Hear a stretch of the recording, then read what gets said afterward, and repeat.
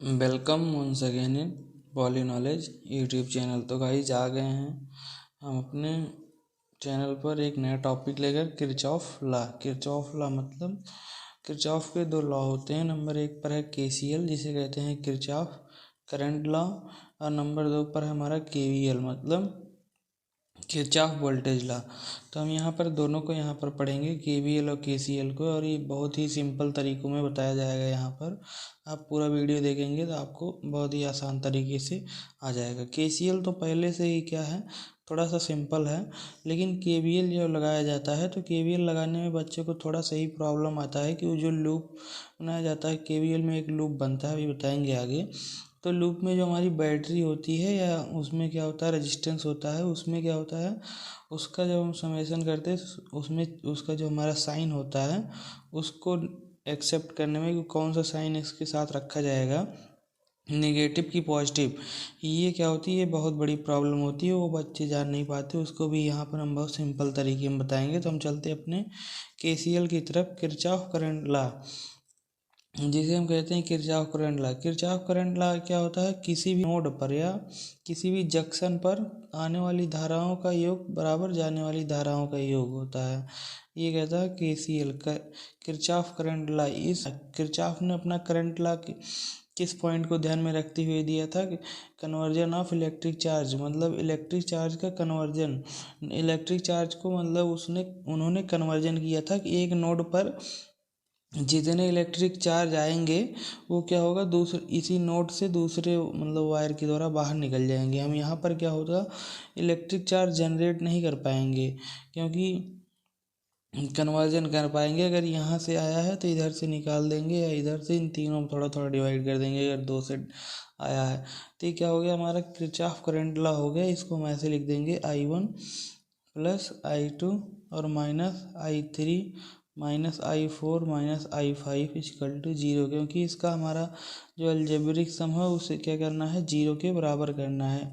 किसी भी नोड पर आने वाली धाराओं का योग बराबर जाने वाली धाराओं के योग के बराबर होता है। तो ये जब हम I1 I2 करेंगे equal to I3 I4 I plus I5, तो ये हमारा क्या हो जाएगा, आने वाली धाराओं का योग बराबर किसके बराबर हो गया, जाने वाली धाराओं के योग के बराबर हो के। ये हमारा क्या हो गया, किरचॉफ करंट लॉ। अब हम चलते हैं अपने किस पर, केवीएल पर, Kirchhoff voltage law. Kirchhoff voltage law, Kirchhoff voltage law मतलब कहता है कि ये कोई भी हमारा है, जैसे किरचॉफ को जो हमारा लॉ आया था, इसको मतलब क्या आया था, किसी भी नेटवर्क को सॉल्व करने के लिए आया था। ये किसी भी नेटवर्क को सॉल्व करने का एक आसान तरीका है। तो इसको सॉल्व करने के लिए सबसे पहले क्या होना, हमें नेटवर्क मिलना चाहिए, नेटवर्क या सर्किट। तो हम एक सर्किट अपने आप से क्या करते हैं, ड्रॉ ही कर देते हैं। ये मान लीजिए हमारा क्या हो गया, एक सर्किट हो गया। अपने आप से कोई भी सर्किट बना सकते हो जो दिल करे। ये हमारा हुआ क्या, सर्किट हो गया। इधर हमारे क्या लगे हुए हैं, रेजिस्टेंस लगी हुई है, और ये हमारी दो डीसी बैटरी है। तो ये मान लेते हैं हमारा क्या है, रेजिस्टेंस R1, ये R2, ये R3, और ये हमारा EMF E1 और ये E2। तो ये हमारा E2 जो है ये 5 वोल्ट है। कितना वोल्ट है, 5 वोल्ट है। ये कितना है, 10 वोल्ट है। ये कोई भी मान लीजिए, 1 2 ओम 3 ओम, 1 ओम 2 ओम 3 ओम हमने मान लिया ऐसे। ओके, तो क्या हुआ कि हमें इस नेटवर्क में जैसे केवीएल कैसे अप्लाई किया जाता है, व्हाट इज केवीएल, मतलब केवीएल क्या है कि Kirchhoff voltage law. Kirchhoff voltage law मतलब क्या करना है कि किरचॉफ का वोल्टेज लगाकर इससे हमें नेटवर्क को सॉल्व करना है। नेटवर्क को सॉल्व करके यहाँ पर फ्लो होने वाली करंट पता करनी, क्या पता करनी, फ्लो होने वाली करंट इस लूप के अंदर, इस नेटवर्क के अंदर। तो यहाँ से जो हम करंट पता करेंगे, कैसे पता करेंगे, जैसे मान लीजिए क्या होता है कि एक बैटरी होती है, यहाँ पर देखिए सिंपल में, जैसे मान लीजिए एक बैटरी है, ये इसका पॉजिटिव टर्मिनल है, नेगेटिव, ये डीसी बैटरी है।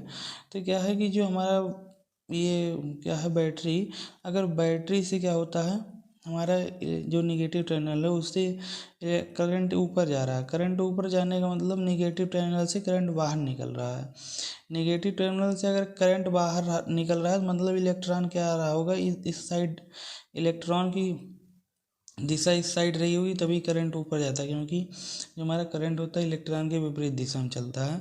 तो इलेक्ट्रॉन इधर रहा होगा, किधर को, इधर को। इलेक्ट्रॉन का मूवमेंट इधर रहा होगा तभी क्या होगा, यहाँ से करंट ऊपर जा रहा है। ओके, तो इलेक्ट्रॉन हमारा किधर मूवमेंट करता है, इलेक्ट्रॉन हमेशा लो वोल्टेज से किधर मूवमेंट करता है, हाई वोल्टेज की तरफ। किधर की तरफ, हाई वोल्टेज की तरफ। कौन, इलेक्ट्रॉन। इलेक्ट्रॉन हमेशा लो वोल्टेज से किधर, हाई वोल्टेज की ओर मूवमेंट करता है। मतलब इलेक्ट्रॉन किधर मूवमेंट कर रहा है, इधर। मतलब हमारे बैटरी के अंदर में आ रहा है। इलेक्ट्रॉन किधर आ रहा है, बैटरी के अंदर। मतलब बैटरी के इधर साइड जो लगा होगा टर्मिनल या जो कुछ भी लगा होगा उसका वोल्टेज क्या है, कम है। किसकी अपेक्षा, इस बैटरी की। मतलब क्या हो रहा है कि ये बैटरी हमारी ज़्यादा वोल्टेज की है। इधर इसके अपोजिट में जो लगा हुआ निगेटिव टर्मिनल पे जो भी जुड़ा होगा इक्विपमेंट, उसके अपेक्षा ही हमारी बैटरी क्या है, इसका वोल्टेज ज़्यादा है। क्योंकि अगर इसका वोल्टेज ज़्यादा है तभी इलेक्ट्रॉन इधर से क्या है, इधर आ रहे हैं, तो मतलब करंट ऊपर जा रहा है। अगर इलेक्ट्रॉन बैटरी में हमारे इंटर कर रहे हैं तो इसका वोल्टेज ज़्यादा है, इसका वोल्टेज कम है। अगर इसका वोल्टेज ज़्यादा है तो ये क्या करेगा, ये जो अपोजिट वाला है इसे अपना वोल्टेज क्या करेगा, शेयर करेगा। क्या करेगा, मतलब इसे चार्ज कर रहा है। जो अपोजिट दिशा में हमारे लगा है इस निगेटिव टर्मिनल के, उसे क्या कर रहा है, चार्ज कर रहा है। चार्ज करने का मतलब क्या हुआ, ये अपना वोल्टेज ड्रॉप कर रहा है। ये हमारी बैटरी जो अपना वोल्टेज ड्रॉप कर रही है, बल्कि इसका वोल्टेज बढ़ा रही है। ये क्या हुआ कि अगर हमारा करंट बाहर निकल रहा है तब का फंडा है। और ये हमारी एक बार बैटरी है, और बैटरी के निगेटिव टर्मिनल से अभी करंट हमारा इस वाले पोजीशन बाहर निकल रहा था, अब अंदर आएगा। निगेटिव टर्मिनल से अगर हमारा करंट अंदर आ रहा है, करंट क्या हुआ, अंदर आ रहा, मतलब इलेक्ट्रॉन का मूवमेंट किधर है, बाहर की तरफ है। इलेक्ट्रॉन जब इधर मूवमेंट कर रहा होगा तभी हमारा क्या होगा, करंट अंदर आएगा। इलेक्ट्रॉन का मूवमेंट अगर ऊपर की तरफ है तो मतलब हमने बताया था कि इलेक्ट्रॉन लो वोल्टेज से हाई वोल्टेज की तरफ मूव करता है। तो जिधर हाई वोल्टेज रहेगा उधर इलेक्ट्रॉन मूव करेगा। मतलब ये जो निगेटिव टर्मिनल के अपोजिट साइड में जो कुछ भी लगा है उसका वोल्टेज हाई है इस बैटरी की अपेक्षा, इसीलिए हमारा इलेक्ट्रॉन ऊपर जा रहा है। इलेक्ट्रॉन ऊपर जा रहा है तो मतलब करंट अंदर आ रहा। अगर इसका अपोजिट वाला जो भी कुछ इक्विपमेंट लगा है निगेटिव टर्मिनल पे, उसका वोल्टेज अगर हाई है तो ये हमारी बैटरी को क्या करेगा, चार्ज करेगा। जिसका वोल्टेज हाई रहेगा वो चार्ज करेगा। मतलब ये बैटरी अगर चार्ज हो रही तो मतलब अपना क्या कर रही, पोटेंशियल जो है, पोटेंशियल क्या कर रही है, बढ़ा रही है। पोटेंशियल बढ़ा रही है मतलब इसके वोल्टेज में इंक्रीमेंट हो रहा है। जब हमारे बैटरी के वोल्टेज पोटेंशियल में इंक्रीमेंट होता है तो हम उसके साइन को क्या लेते हैं, उसके ईएमएफ को पॉजिटिव साइन से लेते हैं। क्या लेते हैं, पॉजिटिव साइन से। अगर बैटरी की हमारे ईएमएफ में क्या हो रहा है, डिक्रीमेंट हो रहा है, मतलब डिक्रीज हो रहा है इसका ईएमएफ, तो हम इसका क्या करते हैं, साइन निगेटिव लेते हैं। ओके, अगर हमारा साइन क्या हो रहा है, सॉरी ईएमएफ पोटेंशियल इसका राइज कर रहा है, मतलब बढ़ रहा है, तो इसके हम साइन को क्या करेंगे, पॉजिटिव लेंगे। अगर इसका पोटेंशियल क्या हो रहा है, डिक्रीज हो रहा है, तो इसके हम क्या करेंगे, इसके साइन को हम निगेटिव लेंगे, निगेटिव साइन से लेंगे ईएमएफ को। ओके, ये हमारा क्या हो गया, फंडा हो गया। अब आपको समझ में आ गया होगा कि अगर हमारा बैटरी के निगेटिव टर्मिनल से करंट क्या कर रहा है, बाहर जा रहा है। करंट बाहर जाने से क्या हुआ कि हमारा इसका वोल्टेज डिक्रीज हो रहा है। करंट बाहर जा रहा है ना, तो वोल्टेज डिक्रीज हो रहा है क्योंकि इलेक्ट्रॉन अंदर आ रहा है। तो अगर वोल्टेज डिक्रीज हो रहा है तो हम इसे निगेटिव साइन से लेंगे इसके ईएमएफ को। अगर करंट क्या है, अंदर को आ रहा है तो मतलब वोल्टेज इंक्रीज हो रहा है। वोल्टेज इंक्रीज होने का मतलब हमें क्या करना है, ईएमएफ को पॉजिटिव लेना है। अब ये नेगेटिव टर्मिनल पर ही हम देखेंगे करंट इंटर कर रहा है कि बाहर जा रहा है। तो ये हमारा लूप हो गया। लूप होने से अब इसको हम सॉल्व कैसे करेंगे, इसमें साइन कैसे लेंगे ये देखना है। ये हमारा लूप हो गया। लूप में हम एक करंट मान लेते हैं, अपने हिसाब से एज्यूम कर सकते हैं, चाहे क्लॉकवाइज चाहे एंटी क्लॉकवाइज, किस दिशा में रोटेट करेगा। हम मानेंगे ये हमारा करंट अपने हिसाब से कि एक करंट आई है जो कि हमारा क्लॉकवाइज नहीं, क्लॉकवाइज दिशा में रोटेट कर रहा है। क्लॉकवाइज दिशा में रोटेट कर रहा है। तो ये हमारा क्या है, जिसमें ये E1 वाला ये जो हमारा बैटरी है वो 10 वोल्ट की है, ये 5 वोल्ट की। तो जो सबसे बड़ी बैटरी है उसके पॉजिटिव टर्मिनल को हम देखेंगे। इसका पॉजिटिव टर्मिनल ये है।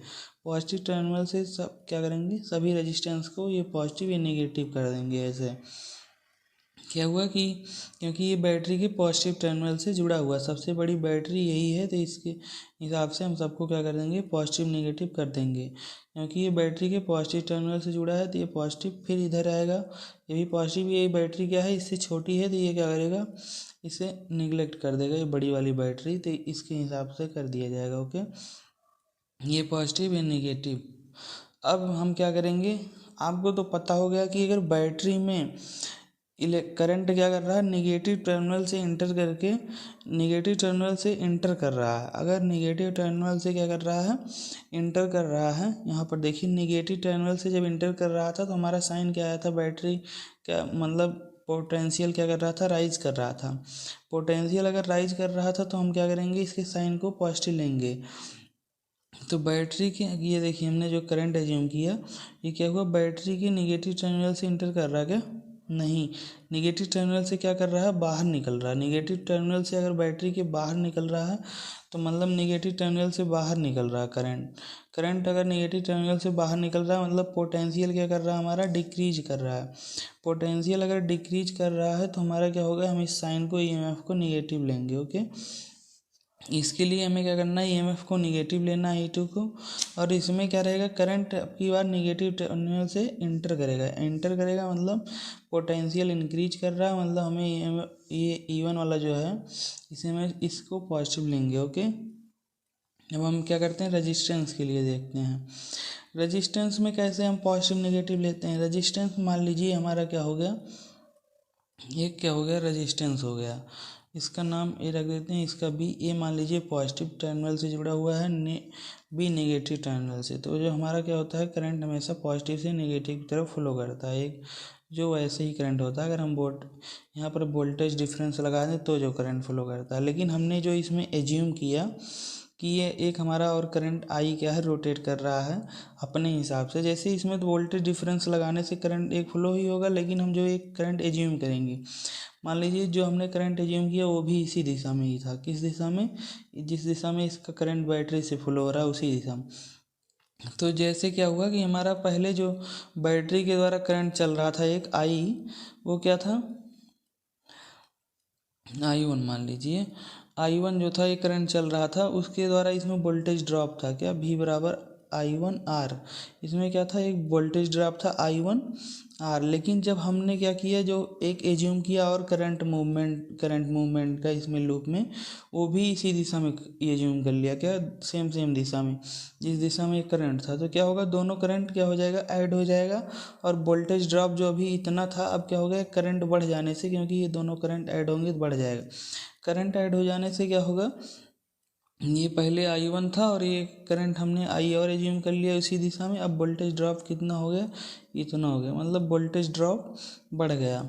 और जब हमारा वोल्टेज ड्रॉप क्या होता है, बढ़ जाता, मतलब वोल्टेज को घटाता है, तो इस साइन को हम क्या करते हैं, रेजिस्टेंस के इस साइन को नेगेटिव लेते हैं। मतलब क्या हुआ कि हमारा अगर करंट जो हमने एज्यूम किया वो क्या हुआ, पॉजिटिव टर्मिनल से इंटर किया, इसके रेजिस्टेंस के अगर पॉजिटिव टर्मिनल से इंटर करके नेगेटिव टर्मिनल से निकल रहा है, तो हमें क्या करना है, इसके रेजिस्टेंस के वोल्टेज ड्रॉप को नेगेटिव लेना है। क्या करना, नेगेटिव लेना, क्योंकि इसमें वोल्टेज ड्रॉप इंक्रीमेंट हुआ, वोल्टेज ड्रॉप बढ़ा दिया गया। अगर इसके हम दिशा में क्या किए, जो एक करंट एज्यूम किए, अगर वो पॉजिटिव से इंटर करके नेगेटिव से निकल रहा है, मतलब वोल्टेज ड्रॉप बढ़ा दे रहा है, इसे हमें नेगेटिव साइन से लेना है इसके वोल्टेज ड्रॉप को।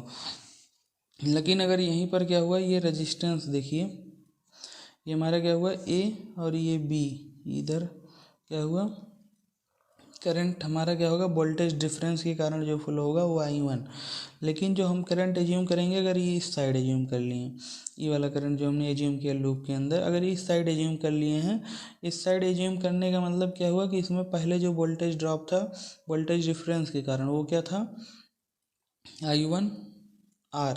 लेकिन जब हम एक करंट और एज्यूम किए I कि इस दिशा में है, तो ये क्या होगा, दोनों करंट अपोजिट होने से करंट क्या होगा, घटेगा। करंट घटने से मतलब क्या हो जाएगा, अगर I1 माइनस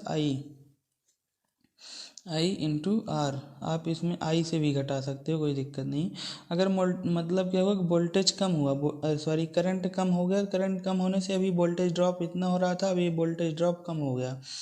वोल्टेज ड्रॉप अगर कम हो गया तो इस हम क्या करेंगे, इसमें जो वोल्टेज ड्रॉप रहेगा उसे पॉजिटिव लेंगे। ओके, पॉजिटिव लेंगे। अगर वोल्टेज में इंक्रीमेंट होता है, डिक्रीमेंट तो आप समझ ही गए होंगे ऊपर इधर बैटरी से, तब क्या करेंगे, यहाँ पर पॉजिटिव लेंगे। मतलब पॉजिटिव कब लेंगे, जब हमारा जो इसमें एज्यूम किया गया है करंट मूवमेंट, अगर वो नेगेटिव टर्मिनल से एंटर करके पॉजिटिव की तरफ निकल रहा है, अगर वो पॉजिटिव की तरफ निकल रहा है, पॉजिटिव की तरफ, तो उस मूवमेंट को हम क्या करेंगे, पॉजिटिव लेंगे। ओके, तो हम चलते हैं अपने इस फार्मूले की तरफ। इसको सॉल्व कैसे करेंगे, इसका इक्वेशन कैसे लिखेंगे, तो यहाँ हम बैटरी से स्टार्ट करते हैं।